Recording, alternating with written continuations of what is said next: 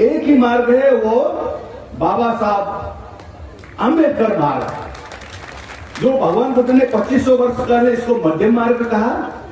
लेकिन अब जो है ये समावेशी लोकतंत्र के आधार पर हम जनता को जो अधिकार जो दिया, जो रत्न उन्होंने देकर जो प्रकाश फैलाया है, अब इसको जो है स्थापित करना है। ये स्थापित नहीं हुआ है, ये थोड़ा थोड़ा हमको कॉन्सेप्ट है, थोड़ा थोड़ा काम कर रहे हैं, लेकिन इसको बहुत मजबूती ढंग से ये यहाँ इस जगह में करना है। और ये जो मार्क्सवाद और पूंजीवाद के उस विकल्पों में तीसरा जो है अम्बेडकरवाद, इसको जो है हमें हमारे भूभाग में कहना है। और ये 200 करोड़ लोगों को मुक्ति का मार्ग, ये दिस इज द वे, यही मार्ग है, ये अम्बेडकर का यही मार्ग को आह्लादित करते थे। लेकिन बाद में इस भूमि में भारत, नेपाल, ये जो दक्षिण एशिया अथवा भारत जो सब कॉन्टिनेंट है, लेकिन यहाँ बाहर से बहुत से लोग आए, आर्य आए, मुगल आए, ब्रिटिश के समय में अंग्रेज आए, तो हम भगवान बुद्ध ने दिया हुआ रत्न जो है आस्ते आस्ते हमसे खो गए। तो भारत जिसने विश्व को जो है चमकाने के लिए, सुख देने के लिए जो 3 रत्न बनाकर हमको छोड़ देकर गए थे, वो रत्न जो है इस भूमि से खो गए। तो हम जो है रत्न जो है वो प्रकाश, अभी जो उद्घाटन के समय हमने जो मेणबत्ती का ज्योति बनाया, ज्योति जगाया, घनसारा पतितेन, आप लोगों ने बोला त्रिलोक बुद्धम संबुद्धम, अंधकार को जो है चीरने के लिए जो ज्योति जगाया, वही जो पाठ किया था और उसी से उद्घाटन हुआ है कि हमने ये जो है भगवान बुद्ध का मूर्ति और बाबा साहब का मूर्ति रखने का मतलब ये अंधकार को जो है अब प्रकाश में बदलने का है।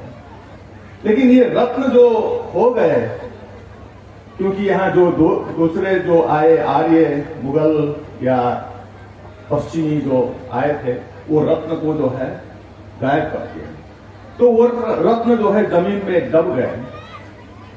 तो फिर ये बोधिसत्व क्या चीज है? बोधिसत्व क्या है?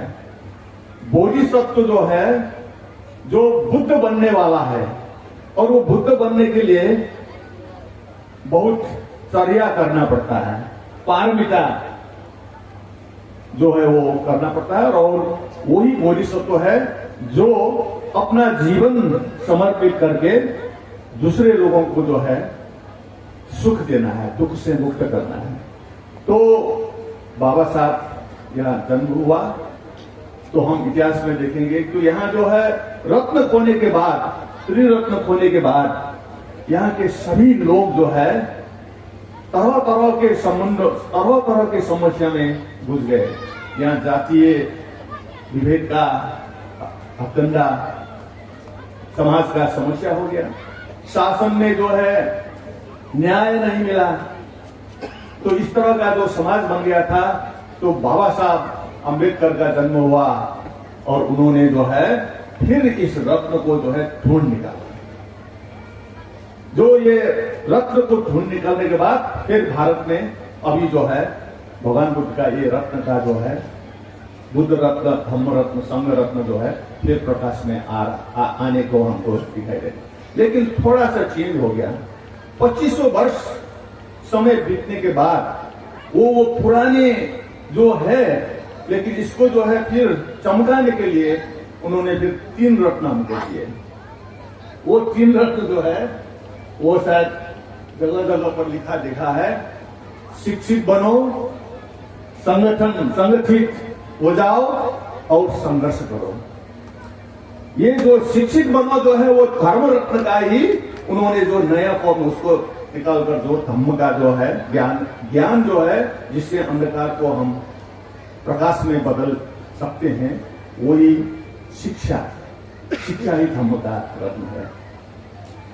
तो बुद्ध रत्न, धम्म रत्न, संघ रत्न, लेकिन बुद्ध तो भगवान बुद्ध ही बन गए, तो वो तो अपने आप अपने स्थान पर है। तो जो संघ रत्न जो है वो खो गए थे, वो बहुत ही हमको घाटा लगा। अभी 2-4 पंचे लोग यहाँ दिखाई दे रहे हैं। थोड़ा थोड़ा संघ रत्न का जो है छोटा छोटा सा प्रकाश दिखाई रहे हैं, लेकिन संगठित बनो, इसका मतलब जो है वो संघ रत्न को फिर जगाओ, ये मैसेज बाबा साहब ने दिया है। और सिर्फ ये रत्न हमारे पास होने से काम नहीं चलेगा, उस रत्न को दुख से मुक्ति करने के लिए अथवा हमारे कल्याण के लिए वो प्रयोग करना पड़ता है। वो प्रयोग करने के लिए इतना आसान नहीं है, इसीलिए संघर्ष का भी आवश्यकता हो गया। पवन बुद्ध के समय का और आज के समय में हमको शिक्षित बनना है अथवा धर्म को जानना है, संगठित होना है, फिर संघ का जो है नहीं, अभी जो आज की आवश्यकता की तरफ संगठन निर्माण करना है और उसको जो त्रिरत्न को फिर जगमगाने के लिए, विश्व में प्रकाश लेने के लिए हमको संघर्ष करना पड़ेगा। लेकिन ये संघर्ष कैसे करें? बाबा साहब आंबेडकर ने जो नया त्रिरत्न दिया है वो देकर गए हैं, लेकिन उन्होंने जो है अभी नया जो परिस्थिति में एक खेल का मैदान दे दिया है, वो संघर्ष करने का लिए ये खेल की तरह खेल का मैदान वो संविधान है। और खेल खेलने के लिए उन्होंने जो है कुछ खेल का नियम भी दे दिया है। वो संविधान के अंतर्गत जो विभिन्न प्रावधान है वो खेल का नियम है। तो संविधान के खेल के मैदान में हमको जो है खेलना है। तो कौन खेलेगा, कैसे खेलेगा?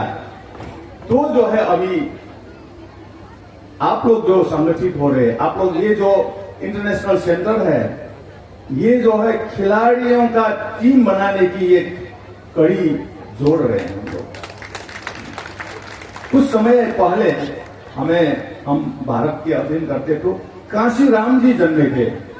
ये जो बाबा साहब का जो खेल का मैदान और खेल का नियम को कांशीराम साहब ने एक टीम बनाकर खेला था और एक नमूना की तरह वो पॉलिटिकल खेल खेला था और यूपी में मायावती बहन बहुजन समाज पार्टी की तरफ मुख्यमंत्री बन गए थे। लेकिन खेल ऐसा चीज है कि एक बार जीतो तो अब सदा बाहर जीतते नहीं रहते, तो आपको खेलते रहना चाहिए। आपका प्लेयर्स जो है बहुत ट्रेंड और बहुत जागरूक होते हैं, गतिशील होना पड़ता है। तो जब गतिशीलता में कमजोर बन आता है तो फिर खेल हार जाते हैं। तो फिर नया नया प्लेयर्स और नया नया टीम बनाने की आवश्यकता है। तो मैं यहाँ देख रहा हूं कि ये जो सारनाथ जहां से धर्म चक्र प्रवर्तन होता है, तो यहाँ जो है आप लोग फिर एक नया टीम तैयार कर रहे हैं और खिलाड़ी तैयार कर रहे हैं। अब 2500 वर्ष बाद फिर सारनाथ में दूसरी धर्म चक्र प्रवर्तन करने के लिए आपका जो है जिम्मेवारी दे दिया है, हमको जिम्मेवारी दे दिया है। तो आपने कहा कि ये इंटरनेशनल सेंटर है, तो इंटरनेशनल सेंटर तो सिर्फ आप लोग ही काम करेंगे तो इंटरनेशनल नहीं होगा। तो शुरुआत जो है नेपाल जो आपके नजदीक और जो हमारा पारिवारिक संबंध है, तो हमें मुसाफिर साहब ने, क्योंकि वो काठमांडू बुलाए थे हमने, और वहां जो उन्होंने बाबा साहब आंबेडकर का 1956 का मार्क्स और बुद्ध में जो स्पीच था उनको जो उन्होंने रिविजिट किया और विश्लेषण कर इतना बौद्धिक स्तर का विश्लेषण दिया कि नेपाल के जो बुद्धिस्ट और बौद्धिक लोग बहुत जमा हुए थे, तो वो लोग फिर एक प्रकार के बाबा साहब को जो है जानने का अवसर मिला, क्योंकि वो भूल गए थे। तो फिर हमने सोचा था ठीक है वो आ गए, स्पीच बहुत बढ़िया था, तो हम लोग फिर थोड़ा सा और जानकारी हुआ बाबा साहब के बारे में, इतना था। लेकिन जब उन्होंने बुलाया और यहाँ आया और देखा कि जो बाबा साहब जो है वो हम जो समझते थे इतना नहीं था, तो हम जो है अपना जीवन जो है विकास में, गांव गांव के विकास के बहुत से योजना, बड़ा बड़ा योजना चलाने का जो मुझे मौका मिला। तो उसमें क्या है कि एक जो है ये जो समुदाय को दुख से मुक्त करने के लिए एक आया था मार्क्सवाद, क्योंकि बाबा साहब ने जो नेपाल के वो मार्क्सवाद के बारे में बोला था, अम्बेडकर के बारे में और बाबा साहब के बारे में। तो हम देखते हैं कि शायद मार्क्सवाद ने दुखी लोगों को, गरीब लोगों को जो है मुक्ति देगा, लेकिन जो है अभी तक हमने देखा कि वो हमारे जगह पर भारत नेपाल जहां बहुत ही समाज विभाजित है, सिर्फ हम गरीबी और धनी का समस्या नहीं है। अभी मुसाफिर साहब ने कहा कि मूल मुद्दा बाबा साहब ने स्वाभिमान को दिया है। अगर आपका स्वाभिमान नहीं बचेगा तो आपको जितना भी पैसा मिले, लेकिन आप समाज में सम्मान से पीछे रखेंगे तो हमको ये जीवन जो है अर्थपूर्ण नहीं होगा। स्वाभिमान और समानता का विषय वो जो है बाबा साहब अम्बेडकर ने जोड़ दिया। तो ये जो मार्क्सवाद का जो ये भारत में सफल नहीं हुआ, नेपाल में भी सफल नहीं हुआ। फिर ये पश्चिम के जो पूंजीवाद बाजार, तो उसमें तो हम कुछ कर ही नहीं पाए, क्योंकि वो तो जिसके पास पूंजी है वही जो है आगे जाएगा, जिसके पास पूंजी नहीं है हम श्रमिक हो जाएंगे, श्रमिक में भी हमको उचित मजदूरी नहीं मिलेगा, तो हमारा जीवन तबाह। ऐसा यही तो भोग रहा था हम लोग। उसमें फ्यूडलिज्म, सामंतवाद, वो तो कैपिटलिज्म का एक्सट्रीम फॉर्म है, वो भी काम नहीं किया। तो हमारे लिए ये जो दो रास्ता 2400 वर्षों में जो आया था, ये हमको छू नहीं सका, हमारा समस्या समाधान नहीं हो सका। तो इसीलिए जो है बाबा साहब ने ये जो डेमोक्रेसी कहते हैं हम लोग, लोकतंत्र, तो उन्होंने कहा कि सिर्फ वोट देकर एक पार्टी के कोई नेता को जिताने से ये सही लोकतंत्र नहीं है। जो सोशल जस्टिस, सामाजिक न्याय जो लोकतंत्र दे सकता है, तभी वो सच्चा लोकतंत्र है। अगर सामाजिक न्याय, सोशल जस्टिस नहीं दे सकता है तो वो वोट देने का अधिकार ही सही लोकतंत्र नहीं है। यही सब्सटेंस है बाबा साहब का। तो उन्होंने क्या किया कि ये लोकतंत्र जो है समावेशी होना चाहिए। ये इंडिविजुअल, व्यक्ति का स्वतंत्रता, और व्यक्ति को एक वोट मिलने से ये न्याय, सामाजिक न्याय वाला लोकतंत्र नहीं बनेगा। इसलिए उन्होंने समावेशी लोकतंत्र, वो कलेक्टिव हो जाता है, वो व्यक्ति का स्वतंत्र नहीं है, वो जो सामूहिक कल्याण करने वाला हो जाए, अथवा जो हम रिप्रेजेंटेटिव, प्रतिनिधि जो भेजते हैं ये राजनीति में, वो जो है कोई एक व्यक्ति, किसी ने जो है खड़ा किया हुआ व्यक्ति, चाहे चेहरा आपका हो सकता है, चेहरा हमारा हो सकता है, लेकिन वो किसी ने जो है खड़ा किया है अथवा किसी ने खरीदारी करके लिए गया, तो हमारा लोकतंत्र का जो अधिकार है हमको प्राप्त नहीं होता है। इसीलिए जो है जमीन पर जो यथार्थता है, जो समाज है, उसका जो है सामूहिक प्रतिनिधित्व, उसका अपना जो स्वामित्व वाला प्रतिनिधित्व बताना चाहिए।